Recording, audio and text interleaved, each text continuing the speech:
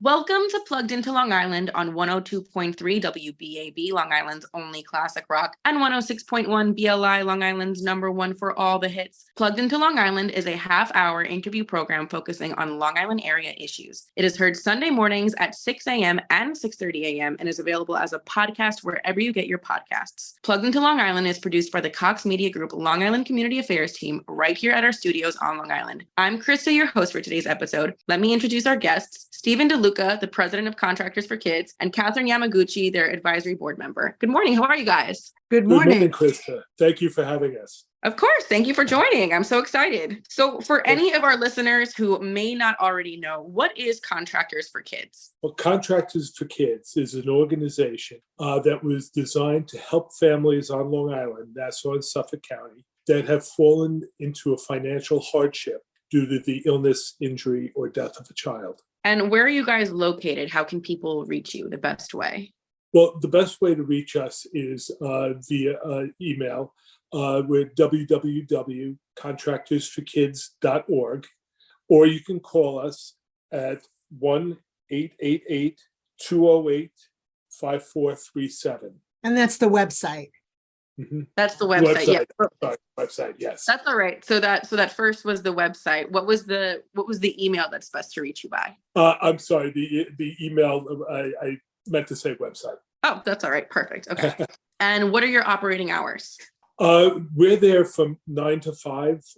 We have somebody answering the phones, but the website and the phones are monitored outside as well. So there is a voicemail. People can leave a message and we'll get back to them as well. Perfect. And if you had to summarize it, what would you say is your organization's mission statement? Well, our mission statement is to financially help families that have been impacted greatly due to the illness or injury of a child. Many times mom or dad is home with a child and they have two incomes coming into the house. That house is affordable, their cars are affordable, and they're living in what I would say a normal life. Then, God forbid, if the child gets sick, many of our families experience children with cancer. It's not a fast illness. It's something that mom or dad has to be with that child 24/7. And what that does is causes one of them at least to stop working. When that happens, that affordable house isn't so affordable anymore. And they start falling behind on their bills. They start stressing because, as a parent, as a brother, a sister, an aunt, or an uncle, you will do anything to help that child. And they will sacrifice, and that's where we come in. We come in to try and help them to pay rent, pay mortgage, pay car insurance, their auto bill, whatever we could do to help them get to the next month. And the real rewarding part of this organization is when you hear that family take a sigh of relief and they realize they can get through another month. Absolutely, yeah. I think financial stress is like some of the most debilitating stress, especially when has to do with situations that are completely out of your control. I mean, like you said, something like a child falling sick is distressing enough. And then having to add on top of that, you now have to worry about the stability of your home and things like that. I think it's incredible that you guys are doing what you're doing for families, because it has to be an extremely distressing situation to be in. And I would imagine that a lot of people probably want to contribute to this. So how, if someone wanted to donate to your organization or volunteer, how could they go about doing that? Is there like an application process they have to go through? How does that work? Sure. Everything is up on our website. So as far as a family that needs our help, there is an application on the website that they can fill out. That comes right to us. We meet once a month and we gift out money accordingly once we vet the application. Another way to reach us is through social workers. We do a lot of work with Stony Brook Hospital social workers, Winthrop Hospital, and I'm drawing a blank at this point, but there is a few others as well, NYU, Lagone. So the social workers are incredible people. They help us greatly, and they can get the ball rolling. We cannot reach out to families, so even if we know that a family needs help, by law, we cannot reach out to them. They have to approach us. So Gotcha. if they come onto our website and they fill out the application, then there's a HIPAA form. We have that signed, and now we can talk with them. Okay, that As makes a lot far, of sense. yeah, and as far as contributing, same way through the website, there is an avenue to donate on the website. We hold 3 main fundraisers a year. We just had one at the Long Island Aquarium. That's our largest fundraiser. We also have a golf outing that's coming up, and we also do a third-party dinner that's done through Construction Financial Management Association. And those are our 3 big ones. We'll do some small fundraisers during the year as well. Incredible. Thank you for that. Now, just really quickly, just to hone back in on the application process, are there specific qualifications a person needs in order to qualify for your services? Yes, the financial need it has to be due to the sickness or illness of the child. Okay, so it's just as long as they can prove that the financial hardship is because of this illness that their child is going through, then they qualify through your services. But is there like a specific bracket, or no, just as long as it's for that? No, there's no specific bracket. Okay. Matter of fact, on our application, and I apologize, it is a little lengthy, but That's all right. we'll ask a lot of questions, and we'll ask if they're receiving disability. We're asking if they're receiving Social Security, food stamps, Section 8 housing, things like that. And I don't want families to get scared by those questions, because the reason we ask those questions is to try to understand how you're living now, because that's what's going to demonstrate financial need. By answering those questions, it just helps us put the picture together. It does not disqualify you at all. So, as a matter of fact, many of the families that we help are being assisted in other manners as well. Yeah, thank you. Yeah, thank you for saying that, because I think a lot of people can feel not discouraged, but maybe I think it's always difficult to ask for help. And so I think when people see like tons of questions, they're like, oh, I don't know, you don't want them to feel discouraged for asking. Yeah. And just if I could interject, it doesn't really necessarily mean that a child's family has to be on the lower income spectrum either. If a child is sick and the family is in financial need, regardless of what level they're at, they could apply to us and we will do our best to help them. Right. And now if a company or organization wanted to go about like a payroll deduction to help contribute to Contractors for Kids, is it the same process? You go online and there's a place there for them to do that? Well, actually, for payroll deductions, they would be better off contacting us, because that would have to be set up.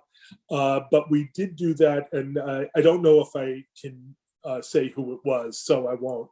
But there was a company that we went and we did a presentation in front of the employees of that company, and they did set up a payroll deduction, and they were supporting us that way. So, if you think about it, if you had 1,000 people donate $1 a week, that would be $52 a year times 1,000 employees. That's a good chunk of change. And so it doesn't have to be a lot of money that they're doing. Any percentage is good. Now, do you happen to know, I mean, I don't know, because I know there's like obviously privacy and stuff like that. Do you guys only cover the medical bills? Are there other costs that you guys cover to help families get back on their feet? Or is it sort of you give them a certain amount of money and then they do with that what they need? No, it's very hard, because sometimes when we're looking at the application, we could make sense of it all. Sometimes we need to call the family and ask them questions. But no, we don't just pay medical bills. As a matter of fact, we probably pay medical bills the least out of everything we do, because a lot of the families are covered by insurance. Right. So a lot of times, again, they stopped working. So now they need help with their mortgage, or their rent, or to make their car payment, utility bills, cell phones, just for a family to stay in touch with the child that's in the hospital. So we'll look at any type of bill. The only thing we will not do is we will not forward money to the family. Gotcha. We pay the bills directly. Okay, that makes a lot of sense. Yeah. And earlier you mentioned some of the events you have coming up. You mentioned your 17th annual golf outing that's coming up. If you could give us some details on that. Where is it? When is it taking place? How can someone register and donate? The itinerary, all of that fun information. Yeah, our golf outing is coming up on June 12th, and it's at the Woodside Country Club. And I believe that's in Woodbury. But it's a beautiful golf course. It's a private golf course, so people normally that belong to the country club can't usually play there. So it's pretty nice to do it. If they go on our website, again, they can find the information to join the golf outing. Right now, we already have 92 golfers signed up, and we have to cut it off at about 130. So they have to hurry. And we have many sponsorship. We have many sponsorship opportunities available, from golf tee signs to flag hole signs to journal ads. So any company or corporation that wants to get involved with us and help support us is always very welcome to do any of the different levels of sponsorship opportunities that we have. And they could sign up right on the website. There's a link that'll take them right to whatever they choose to do.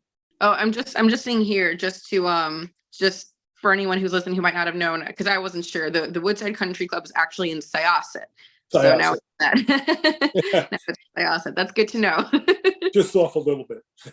Just a little. Amazing. So for someone who's never been, right, how would you describe the atmosphere of the golf outing?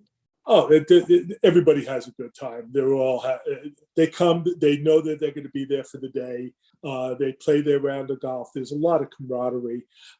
We have roughly about 45 to 50 volunteers and board members and advisory board members that are at the event. And we go around, we stay on certain holes so we can greet them.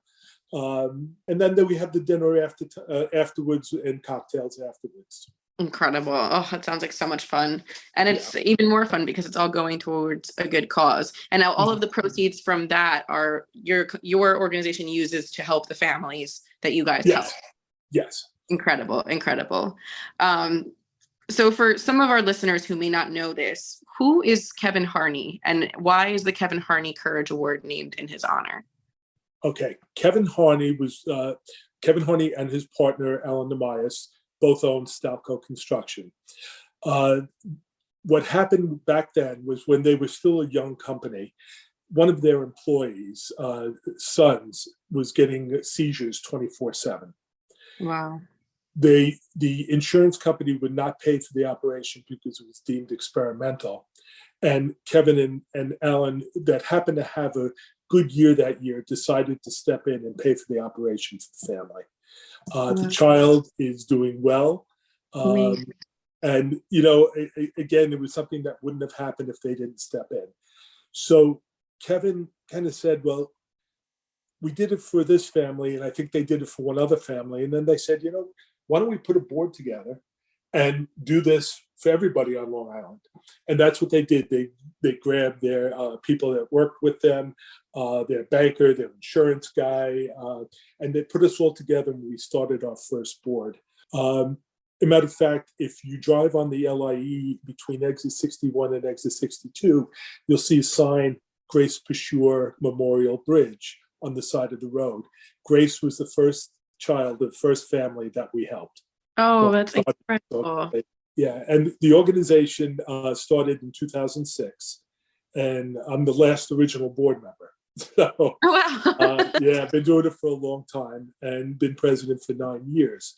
But getting back to Kevin, something he said to me was, I couldn't understand why mom or dad wasn't going back to work. Why were they staying home? They could take care of these bills. And I remember Kevin looking at me and saying, no, mom is exactly where she should be. Yeah. She's with the child. And, it's something, a simple comment like that, but it meant so much to me. So that's why I've stayed ingrained in the organization, because of Kevin's words. Kevin was an inspiration, and he didn't want somebody to come in and donate $1 million at a shot. Right. Although we will accept it. But we wanted to get 1 million people to donate $1. Yeah. And get more and more people involved. So Kevin showed a lot of courage in the things that he's done, the chances that he's taken, putting his own money behind his beliefs, and the courage he showed when he went through his illness before he passed away. So we wanted to honor him. And each year, his wife and his daughter come to the Kevin Harney Courage Award. And we try to pick somebody that has demonstrated outstanding courage and to do things above and beyond what a normal person would do. So this will be the third year. We are looking for people to nominate. So if somebody wants to nominate somebody that they believe has gone above and beyond, we'd be more than happy to interview them and consider them. Absolutely, absolutely. Oh my God, that's so incredible to hear. And it's always so heartwarming to hear about people who just out of the goodness of their own heart, they go and they create something like this, right? Like this started as one person helping one family. And I would love to hear from your perspective how you believe your organization has evolved over the years. It has evolved. It was we just kind of shot from the hip in the beginning, not really knowing what we were or how we were going to form the organization, how we were going to do things. Our first dinner dance at the Long Island Aquarium in Riverhead, we didn't know if we can get 100 people there. We ended up the first year with 500 people. Oh, wow. And it just took off from there. I think our biggest amount of people was 800 that we've had there. They are, just to give a plug to the aquarium, they are phenomenal people. They go out of their way. They actually shut down early for us on a Friday night so we could transform the aquarium into whatever theme we're doing. And, they really go along with this. They're just great people. It is our biggest fundraiser, like I said, and our best year of giving money out to families. We gave out just a little over $325,000. Wow. We've helped well over 500 families and over $3 million in our existence. We only handle Nassau and Suffolk. Right. All of our members are volunteers. We have no paid employees. So we were up to about 92 cents on the dollar that goes back to the families, which is among the premier not-for-profits. Yeah, absolutely. That's really incredible. Yeah. And now throughout this process of being one of the original board members of this organization, watching it evolve over the years, was there a specific moment that you can think of where you realized this work was your calling and this was what you belonged doing? Yeah, it's funny. As president, I don't need to be on a committee, but I stay on the gifting committee. And the reason I stay on that committee is because it grounds me. Staying in touch with the families and talking with them and understanding what they're going through and hearing that's kept me attached. When you think you're having a bad day, whatever you're going through, and then you talk to one of the families, your bad day isn't that bad. Isn't that bad? Yeah, that's for sure. And that's what keeps me going. We had two board members, now one because one moved away, that joined us because we helped their family and they wanted to pay it forward. So they joined our organization and became board members. Oh, wow. That's incredible. Yeah. I would imagine that if there was an organization, it's one of the great things about working, just on this show alone is that there's so many nonprofits and organizations that are doing incredible work that a lot of people don't even know about, and then you hear about it and it's like, it makes you want to be a part of it. So I think if it would probably mean the world to someone who was so personally touched by your organization, it makes a lot of sense that they would want to now be a part of it and say like, you guys changed our lives. I want to be a part of this and change other people's lives. Absolutely. That's incredible. And out of curiosity. So, we all went through, it's 2023 now. The past 3 years have been kind of a roller coaster for anyone. Well, everyone. Did the pandemic have effects on your organization? If so, how? And what were some of the things you guys had to do to kind of bend and flex with that? Yeah, well, all of our events were canceled. We couldn't have events. So money still came in a little bit, but we really were pretty much working off of the money that we had. But not only did money coming in stop, but also money going out slowed down a lot too, because all the hospitals were on lockdown. Mm-hmm. So the social workers were doing a lot, not only just with families, but they were helping the people that worked in the hospitals. And so they were really inundated. So everything slowed down. We stayed open, we kept going, but it was on a much smaller scale. And luckily, last year we came out of it a little bit, where we were starting to do our events again. And also the social workers started reaching out. We recently had a little gathering with the social workers to kind of reunite with them. Matter of fact, after we get done, I have to reach out to a gentleman in Stony Brook University, because he wants me to come and speak before all the social workers again. What happens is social workers change over time. Right. And many of them may not know us anymore. So we'd like to go down, reintroduce ourselves, because that's where most of our cases come. Right. Cohen's, that was the other hospital I drew a blank on before. They give us a lot of cases, as does Stony Brook and others. The other thing I just wanted to mention about the families, a lot of times families don't apply because they feel embarrassed. Right. It's the last thing that they should feel. They should never feel embarrassed. This organization exists just to give a helping hand. They did nothing wrong. Something happened in their lives to change it. We work off of a what if scenario. God forbid, what if? And your life can change in a second. Mm-hmm. And that's why people should reach out to us. And please don't be embarrassed if you need to ask for help.